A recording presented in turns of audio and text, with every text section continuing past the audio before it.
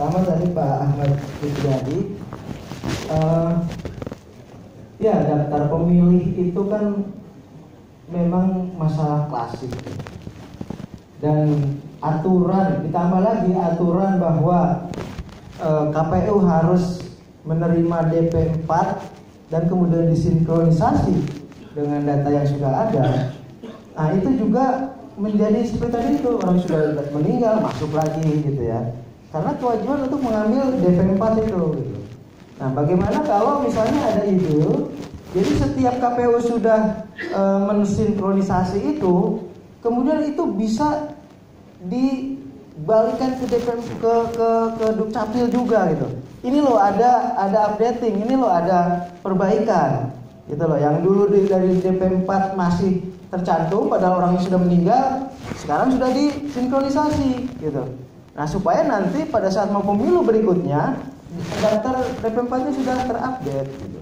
Karena kan seringkali terjadi gitu, pemilu sudah mensinkronisasi, sudah rapi, kemudian dipakai untuk pemilu itu, pemilu depan dimasuki lagi pakai sama DP4 yang masih yang lama gitu, data lama gitu. Nah itu kan terjadi lagi. Jadi yang kerja KPU tiap 5 tahun seperti itu, sinkronisasi lagi. Kalau petugasnya sama, loh dulu kan ini sudah dihilangkan gitu, kok muncul lagi gitu. Nah ini saya kira perlu ini ya, perlu apa namanya, kerja bersama lah, gotong royong antar institusi saya kira. Jadi mungkin pertama mungkin harus dibuat ini legislasi dulu ya Pak. Legislasinya harus agar update yang sudah dilakukan KPU itu bisa juga di quote unquote dinikmati oleh Dukcapil gitu, supaya ini loh ada data baru gitu, supaya ada data baru. Nah saya kira kalau sudah seperti itu mungkin itu bisa sedikit terobati ya masalah klasik ini gitu. Kalau tidak ya setiap pemilu akan menemukan seperti itu. Bukan kita kemudian menjelek-jelekan data di Dukcapil, tidak. Tetapi karena memang banyak masalah gitu, banyak hal, orang meninggal tidak dicatatkan, orang menikah tidak dicatatkan. Nah itu juga pengaruh kemudian ke Dukcapilnya gitu. Jadi saya kira ada pemikiran yang komprehensif agar kemudian database warga negara itu bisa lebih baik gitu. Dan satu lagi, security-nya juga, keamanan database warga negara juga harus diperbaiki. KPU juga sempat kecolongan kemarin. Itu apa? Kok bisa dihack gitu ya? Artinya kan memang secara security harus diperbaiki lagi. Meskipun tentu saja data di pemerintahan juga sama, buktinya kan seperti itu ya. Nah, yang herannya adalah otoritas yang harus bertanggung jawab tentang database mahasiswa, saya dosen jadi database warga negara itu kok ini bukan tanggung jawab kami gitu ya, sedikit menyimpang. Oke, saya kira kemudian yang kedua adalah ya tentang sarana integrasi bangsa. Jadi pemilu itu kan sebenarnya konflik. Pemilu itu adalah kontestasi atau konflik yang sudah diubah ke dalam konflik verbal. Jadi saling caci, saling menjelekan itu boleh selama pemilu, asalkan sesuai fakta. Itu kan namanya apa? Negatif campaign ya. Yang tidak boleh itu black campaign, menjelek-jelekan tidak sesuai fakta, fitnah. Itu yang tidak boleh gitu lah. Wah Pak Iip ini pernah ke mana, lokalisasi mana gitu ya. Nah padahal tidak pernah, misalnya seperti itu. Itu yang tidak boleh, black campaign. Kalau negatif campaign itu dibolehkan. Nah jadi pemilu adalah memang konflik, sarana untuk berebut kekuasaan. Nah, tetapi itu konflik yang sudah konflik kata-kata saja, tidak ada lagi konflik fisik, gitu. Karena itu kalau sudah mengikut sertakan fisik, nah itu udah kriminal, gitu ya. Jadi pertama pemilu itu adalah tadi penjinakan konflik fisik menjadi hanya konflik verbal. Kalau zaman kerajaan dulu kan kalau berebut kekuasaan kan kayak bunuh-bunuhan, ya kan? Tapi dengan demokrasi tidak seperti itu. Nah, jadi tetapi kemudian masih muncul pembelahan gitu ya, masih muncul pembelahan antara dua kekuatan politik yang terbesar misalnya seperti itu. Nah, bagaimana meminimalisir ini gitu ya? Nah, menjadikan pemilu itu menjadi kerja bersama. Gitu. Ini saya kira yang diharap yang sudah diluncurkan oleh KPU sekarang, periode sekarang adalah pemilu sebagai kerja bersama. Nah ini sebenarnya kalau saya pengajar Pancasila, saya bilang ini KPU ini mengakomodasi Pancasila, yaitu gotong royong. Pancasila kalau dibuat satu sila kan gotong royong. Nah pemilu ini sarana gotong royong. Tadi sarana kerja bersama itu. Setiap stakeholder, setiap warga negara, setiap elemen bangsa harus merasa memiliki bangsa ini dan kemudian berupaya untuk mensukseskan pemilu. Nah ini pemilu sebagai sarana integrasi bangsa. Ada perpecahan saat pemilu, nggak apa-apa. Toh pemilu itu kan memang harus ada perpecahan. Kalau sama semua ya nggak bagus gitu kan, nggak rame. Dan kalau saya kira kalau Allah ingin menciptakan bangsa yang homogen sama semua bisa ya. Buktinya kan Allah tidak menciptakan itu.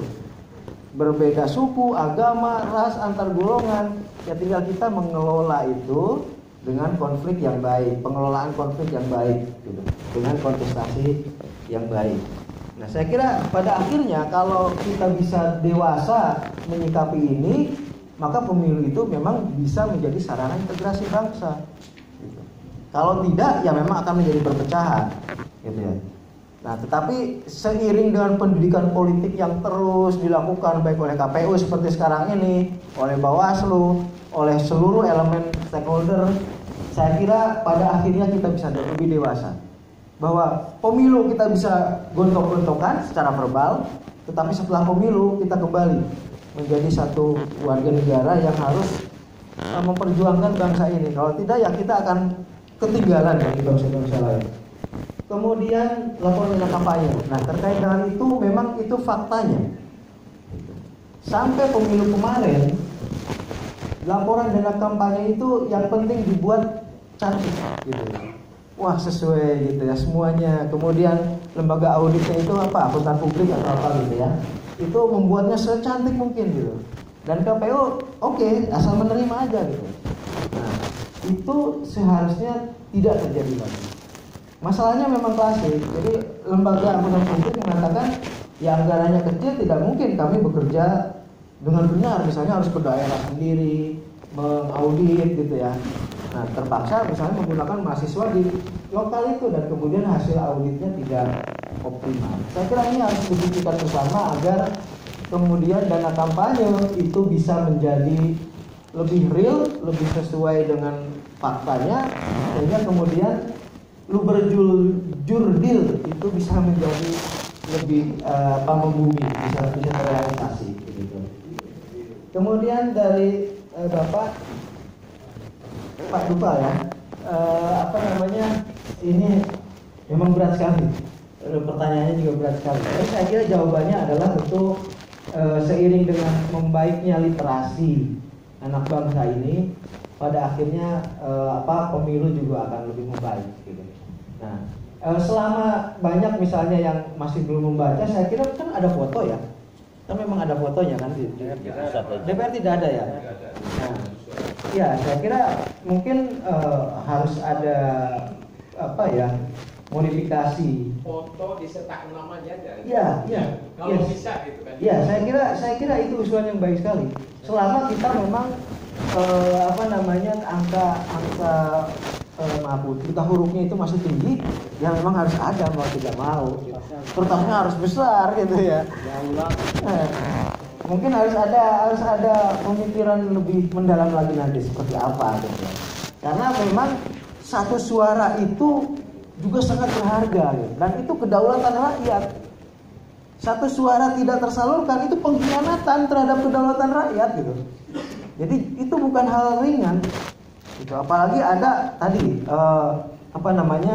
yang tidak bisa memilih karena apa tadi ya kata Bu itu ya ke nelayan gitu kan pada saat coklit ibu ya coklit ke laut kemudian tidak terdata kemudian dia tidak bisa memilih.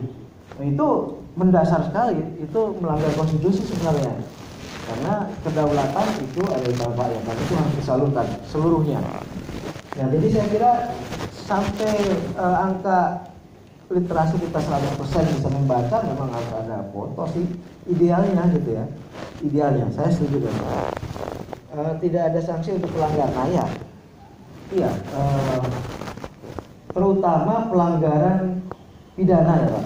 Pelanggaran pidana. Kita dengar dulu ada kabar di Surabaya misalnya sewa perahu.